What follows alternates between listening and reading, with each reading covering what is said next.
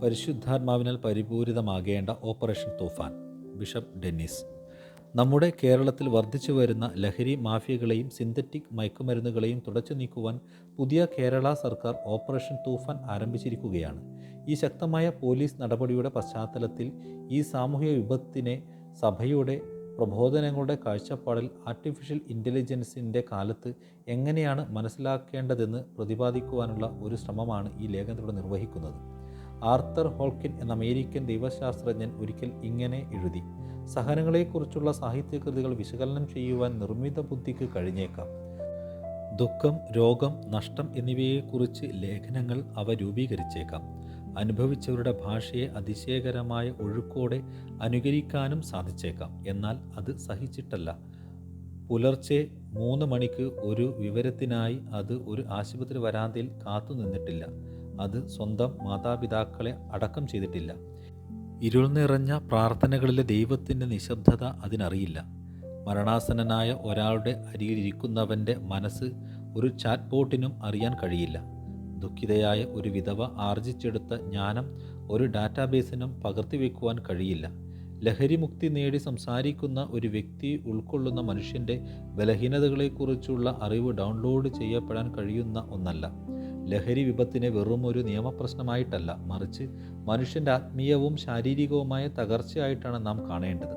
വിശുദ്ധ ഗ്രന്ഥത്തിൻ്റെയും സഭാപ്രബോധനങ്ങളുടെയും പാപ്പന്മാരുടെ പ്രബോധനങ്ങളുടെയും വെളിച്ചത്തിൽ ഇതിനെ ഒന്ന് അപകൃതിക്കുന്നു. പരിശുദ്ധാത്മാവിനാൽ പരിപൂരിതമായ ഒരു നല്ല മനുഷ്യനെ വാർത്തെടുക്കുവാൻ ഈ ഓപ്പറേഷൻ ഉന്നം വെക്കണം. ബൈബിൾ, കത്തോലിക്ക മതബോധന ഗ്രന്ഥം. മയക്കുമരുന്ന് എന്ന വാക്ക് ബൈബിളിൽ നേരിട്ട് പരാമർശിക്കുന്നില്ലെങ്കിലും ശരീരത്തിൻ്റെയും വിശുദ്ധിയെയും ലഹരിയുടെ അടിമത്തത്തെയും കുറിച്ച് വ്യക്തമായ പഠനങ്ങൾ ബൈബിൾ നൽകുന്നുണ്ട്. ദൈവത്തിൻ്റെ ഛായയിലും സാദൃശ്യത്തിലും സൃഷ്ടിക്കപ്പെട്ട മനുഷ്യ ശരീരം ദൈവത്തിൻ്റെ ദാനമാണ്. ബുദ്ധിയെയും വിവേകത്തെയും നശിപ്പിക്കുന്ന ലഹരിയോടുള്ള ആസക്തിയെ പഴയ നിയമം അപലപിക്കുന്നു. വീഞ്ഞ് പരിഹാസകനാണ്, മദ്യം ജൽപ്പനക്കാരനും. അതുമൂലം വഴിതെറ്റുന്ന ഒരുവനും ജ്ഞാനിയാവുകയില്ല. സുഭാഷിതങ്ങൾ 20-ാം അധ്യായം 1-ാം വാക്യം. ദൈവത്തിൽ നിന്നുള്ളതും നിങ്ങളിൽ വസിക്കുന്നതുമായ പരിശുദ്ധാത്മാവിൻ്റെ ആലയമാണ് നിങ്ങളുടെ ശരീരമെന്ന് നിങ്ങൾക്കറിഞ്ഞുകൂടെ? നിങ്ങൾ നിങ്ങൾക്ക് സ്വന്തമല്ല. വീഞ്ഞു കുടിച്ച് ഉന്മത്തരാകാതിരിക്കുവിൻ, അതിൽ ദുരാസക്തിയുണ്ട്. പ്രത്യുത ആത്മാവാൽ പൂരിതമാകുവിൻ. ലഹരി പദാർത്ഥങ്ങൾ ഉപയോഗിച്ച് ശരീരത്തെ നശിപ്പിക്കുന്നത് ദൈവത്തെ അശുദ്ധമാക്കുന്നതിന് തുല്യമാണെന്ന് വിശുദ്ധ പൗലോസപ്പോസ്തലൻ ഈ വചനങ്ങളിലൂടെ നമ്മെ ബോധ്യപ്പെടുത്തുകയാണ്.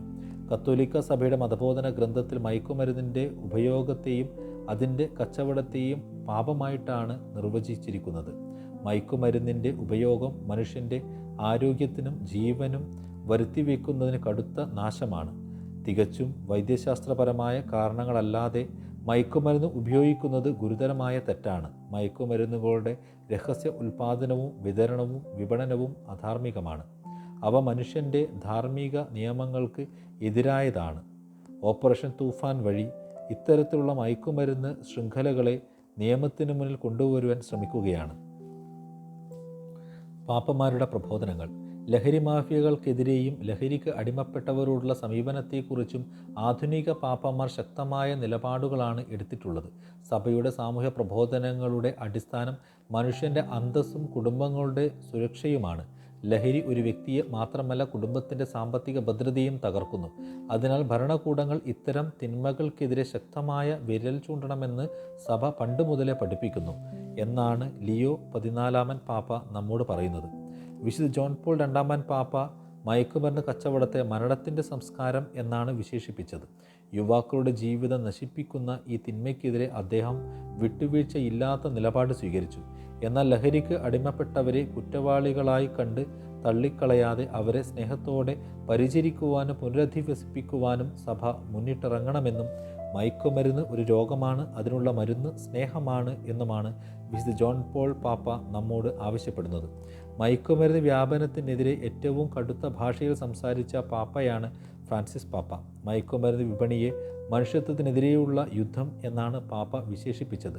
മയക്കുമരുന്നിൻ്റെ നിയമവിധേയമാക്കലിനെ പാപ്പ പൂർണ്ണമായി എതിർത്തു. ലഹരിക്ക് അടിമയായ വ്യക്തിയുടെ പിന്നിലെ വേദനയെ മനസ്സിലാക്കുവാൻ കേൾവിയുടെ ശുശ്രൂഷ വേണമെന്നും കുടുംബങ്ങളും സഭയും അവരെ ചേർത്ത് പിടിക്കണമെന്നും പാപ്പ നമ്മെ പഠിപ്പിച്ചു.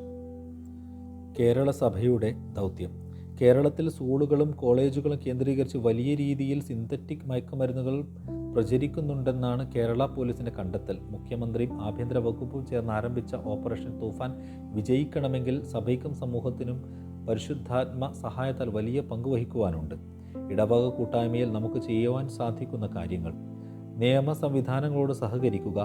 മയക്കുമരുന്ന് വിൽപ്പനയെക്കുറിച്ച് അറിയാൻ കഴിഞ്ഞാൽ പോലീസിനെ അറിയിക്കാൻ ഓപ്പറേഷൻ തൂഫാൻ്റെ ഭാഗമായി ഹെൽപ്പ് ലൈൻ നമ്പറുകളും വാട്സപ്പ് ചാറ്റ് ബോട്ടുകളും നൽകിയിട്ടുണ്ട്. സാമൂഹ്യ വിപത്തിനെ മൂടിവെക്കാതെ നിയമപാലകരെ സഹായിക്കുന്നത് ക്രൈസ്തവ ധർമ്മമാണ്. കുടുംബങ്ങളുടെ ജാഗ്രത. ഫ്രാൻസിസ് പാപ്പ പറയുന്നത് പോലെ കുട്ടികളുമായി നല്ല ആശയവിനിമയം സ്ഥാപിക്കുക. വീടുകളിൽ പ്രാർത്ഥനാന്തരീക്ഷവും സ്നേഹവും ഉറപ്പാക്കുക. ഇടവക തലത്തിലുള്ള ബോധവൽക്കരണം. KCYM, CLC, കാറ്റക്കിസം ക്ലാസുകൾ എന്നിവ ഇടവകകളിൽ ഓപ്പറേഷൻ തൂഫാൻ പദ്ധതികൾക്ക് പിന്തുണ നൽകിക്കൊണ്ട് ലഹരി വിരുദ്ധ ക്യാമ്പയിനുകൾ സംഘടിപ്പിക്കുക. കാരുണ്യത്തിൻ്റെ ശുശ്രൂഷ. ലഹരിക്ക് അടിമപ്പെട്ടവരെ സമൂഹത്തിൽ ഒറ്റപ്പെടുത്താതെ കത്തോലിക്ക സഭയുടെ കീഴിലുള്ള കൗൺസിലിംഗ് സെൻ്ററുകളിലേക്കും ഡി അഡിക്ഷൻ സെൻ്ററുകളിലേക്കും അവരെ എത്തിക്കുക. ഒരിക്കൽ ഇറ്റലിയിൽ ഒരു ഇടവകയിലെ അമ്മയും മകനും പ്രാർത്ഥനാഭ്യർത്ഥനയുമായി നമ്മുടെ ഒരു വൈദികനെ കാണുവാൻ വന്നു. 30 വയസ്സ് പ്രായമുണ്ടായിരുന്ന ആ മകൻ ലഹരിക്ക് അടിമയായിരുന്നു. ആ മകനു വേണ്ടി പ്രാർത്ഥിക്കുവാനായി അച്ഛൻ അവരെയും കൊണ്ട് നിത്യാരാധന ചാപ്പലിലേക്ക് കൊണ്ടുപോയി.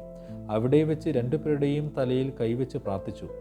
അച്ഛൻ അവരെ പറഞ്ഞയച്ചു. പിന്നീട് കുറച്ചുനാൾ കഴിഞ്ഞ് ആ ചെറുപ്പക്കാരൻ അച്ഛൻ്റെ അടുത്ത് വന്ന് പറഞ്ഞു, അച്ഛാ, നിങ്ങൾ ഒരു ദൈവമാണ്. ആ പ്രാർത്ഥനയ്ക്ക് ശേഷം എൻ്റെ ദുശീലങ്ങൾ മാറി. അച്ഛൻ ആ മകനെയും കൂട്ടിക്കൊണ്ട് നിത്യാരാധന ചാപ്പലിലേക്ക് പോയി അവിടെയുള്ള ഈശോയെ കാണിച്ചുകൊണ്ട് പറഞ്ഞു, ഈ ദൈവമാണ് നിൻ്റെ ദുശീലങ്ങൾ മാറ്റിയത്, അല്ലാതെ ഞാനല്ല. എപ്പോഴും ദിവ്യകാരുണ്യ നാഥനോട് ചേർന്ന് നിന്നുകൊണ്ട് പ്രാർത്ഥിക്കുകയാണെങ്കിൽ തീർച്ചയായും ദൈവം നിൻ്റെ ജീവിതത്തിൽ അത്ഭുതങ്ങൾ ചെയ്തു തരും. കർത്താവ് അരുൾ ചെയ്യുന്നു, നിങ്ങളെക്കുറിച്ചുള്ള പദ്ധതി എൻ്റെ മനസ്സിലുണ്ട്. നിങ്ങളുടെ നാശത്തിനല്ല, ക്ഷേമത്തിനുള്ള പദ്ധതിയാണത്. നിങ്ങൾക്ക് ശുഭമായി ഭാവിയും പ്രത്യാശയും നൽകുന്ന പദ്ധതി. ഇന്ന് കേരളത്തിൽ വളരെ സുലഭമായി മയക്കുമരുന്ന് വിതരണം നടക്കുന്നതായാണ് വാർത്തകളിൽ നിന്ന് വ്യക്തമാകുന്നത്. ഇതിൻ്റെ പശ്ചാത്തലത്തിൽ ഏറ്റവും അധികം സ്വാധീനിക്കപ്പെടുന്നത് നമ്മുടെ യുവാക്കളാണ്. ഒരു കാലത്ത് കോളേജുകളിൽ മാത്രമായി ഒതുങ്ങി നിന്നിരുന്നെങ്കിൽ ഇന്ന് ഇതിൻ്റെ വിതരണം സ്കൂളുകൾ മുതൽ ആരംഭിച്ചിരിക്കുന്നുവെന്നത് വളരെ ആശങ്കാജനകമാണ്. ഇതിനെ പ്രതിരോധിക്കാനുള്ള ഒരു കൂട്ടായ ശ്രമത്തിൻ്റെ ഭാഗമായി കണ്ണൂർ രൂപതയിൽ കൈറോസിൻ്റെ ആഭിമുഖ്യത്തിൽ ഇടവക തലത്തിൽ സെല്ലുകൾ രൂപീകരിച്ചിട്ടുണ്ട്. എങ്കിൽ തന്നെയും ധാരാളം ബോധവൽക്കരണ പരിപാടികളുടെ ഇരകളാകാനിടയുള്ള ജൻസി തലമുറയെ ജാഗ്രതയോടുകൂടി തന്നെ പറഞ്ഞു മനസ്സിലാക്കുവാനും ചേർത്ത് നിർത്തുവാനും കുടുംബങ്ങളും സമൂഹങ്ങളും കൈകോർത്ത് ശ്രമിച്ചാൽ മാത്രമേ സാധിക്കുകയുള്ളൂ. ഈ വലിയ വിപത്തിനെ കേരള സർക്കാരിൻ്റെ പ്രതിജ്ഞാബദ്ധതയോടുകൂടി മാറ്റി നിർത്താൻ ശ്രമിക്കാം. അതിനായി ജാതി, മത, വർഗ, വർണ്ണഭേദമന്യേ നമുക്ക് കൈകോർക്കാം. മനുഷ്യ മഹാത്മത്തിന് കളങ്കം വരുന്ന സാമൂഹ്യ തിന്മയെ പിഴുതെറിയുവാൻ പുതുതലമുറയിലെ ജൻസിയും മുന്നോട്ട് വരട്ടെ എന്ന് യേശുവിൻ്റെ തിരുഹൃദയത്തോട് നമുക്ക് പ്രാർത്ഥിക്കാം.